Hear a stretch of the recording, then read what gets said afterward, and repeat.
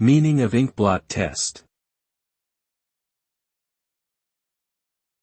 Ink-blot test. Ink-blot test. Ink-blot test.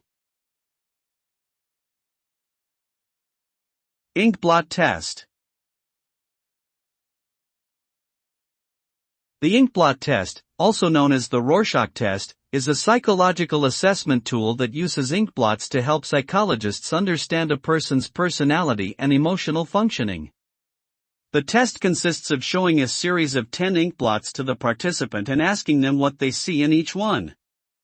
The responses are then analyzed based on several factors, including content, location, and form, to provide insights into the individual's emotional and cognitive state.